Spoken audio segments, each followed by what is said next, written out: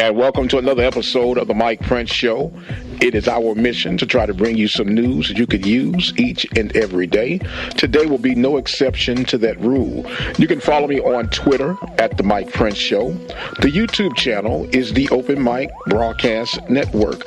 Our website is obnradio.com. And if you have one of those smart devices, all you have to do is say, hey, play the latest episode of the Mike Prince Show. And just like that, you'll have everything that you need. With all that being said, let us jump into today's episode. Well, it's been a busy week throughout the Southwestern Athletic Conference.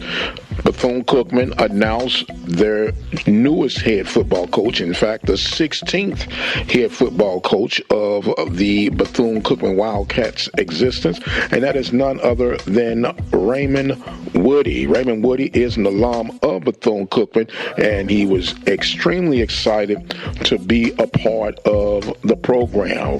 Athletic Director Reggie Theus introduced him to Wildcat Nation, and he has promised to try to get things off on the good foot to see what the Wildcats will be. We know that the Wildcats, just like all the other Southwestern Athletic Conference schools, and let me just put it from this perspective, all FCS programs are challenged when it comes to finances when we talk about comparison of that of the Power 5 programs. And I've been beating this horse for quite some time now, but it is what it is. The Power 5s do not want to be bothered with any other programs other than Power 5 programs, and that is strictly okay. And with that being established and already accomplished, there needs to be a meeting of the minds. When I say this, I'm talking about Group 5s and FCS programs, that they go ahead and reboot, reestablish the order of things. I've been on record for saying that just like you have FBS Championship Series, you need to consider going FCS for all your other sports as well. Baseball, football, basketball, the whole 9 yards. You could use NIT as the mecca for basketball on the FCS level. I think there would be enough interest and financial support for this to be a successful pilgrimage, if you allow me to put it in that manner. But we'll see how all that pans out in the near future. Meanwhile, I want to touch bases on this Prairie View football season that we had for the 2023 campaign.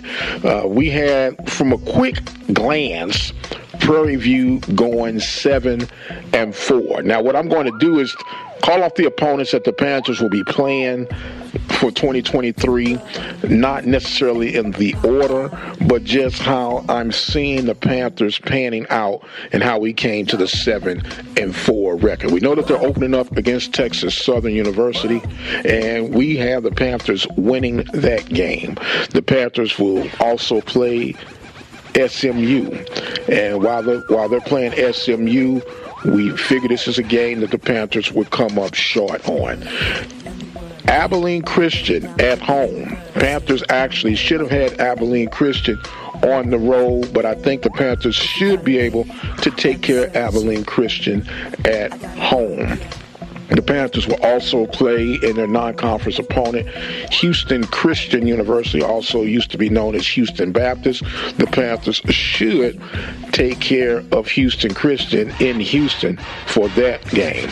Now, when we get into conference play, of course, we did open up with Texas Southern, but other conference play, the Panthers will play Alabama State, Mississippi Valley, Southern University, Alcorn, University of Arkansas at Pine Bluff, FAMU, and of course Grambling State University at the Cotton Bowl.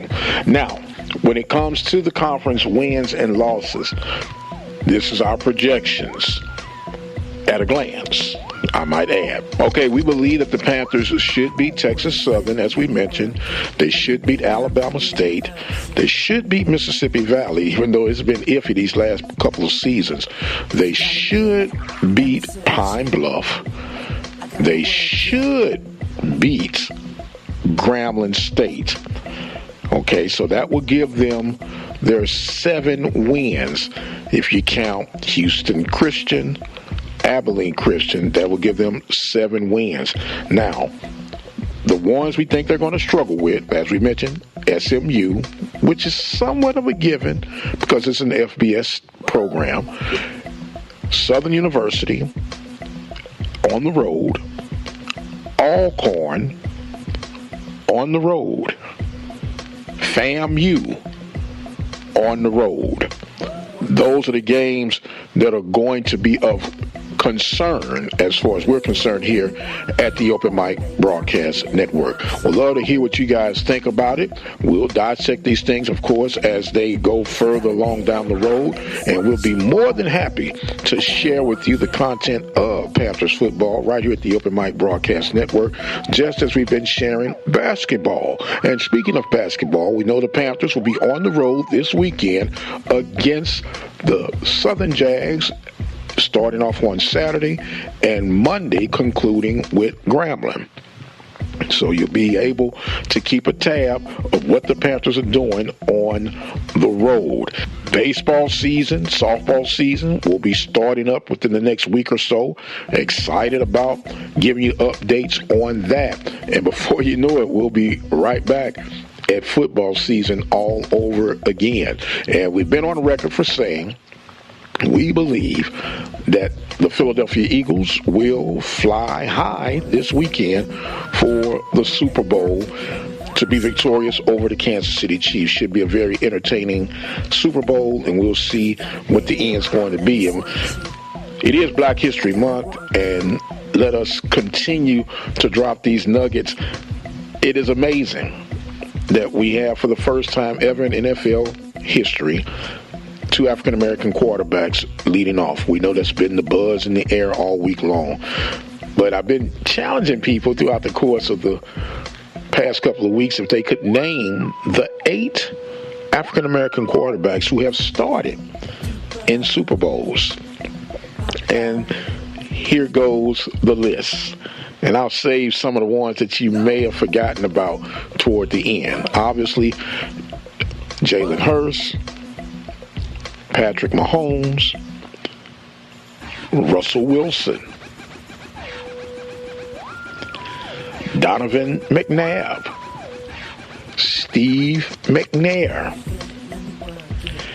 Colin Kaepernick, of course, Doug Williams, and Cam Newton. A lot of people forget about old Cam Newton, but he did take the Panthers to the Super Bowl. So with all that being said, enjoy your weekend. Don't forget the SWAC Zone right here on Saturday morning, 9 a.m. Central Standard Time. Very explosive show for you. Of course, we're here from the regular Coach Van Pettaway, the guru of the Open Mic Broadcast Network, breaking down the X's and O's of the hardwood for the Panthers, Bulldogs, and beyond. And we'll hear from a very intriguing, young, talented African-American athletic director of Lincoln University, none other than Dr. Kevin Wilson. So you guys enjoy your weekend. Thank you guys so much, as always, for joining in with us here at the Open Mic Broadcast Network. I am the radio guy, Dr. Mike Prince. Don't forget to follow me on Twitter at The Mike Prince Show. Subscribe to the YouTube channel, the Open Mic Broadcast Network. And also visit that website, obnradio.com. I've got to go. My time is far spent. But until the next time, you guys be blessed, and we'll see you on the other side.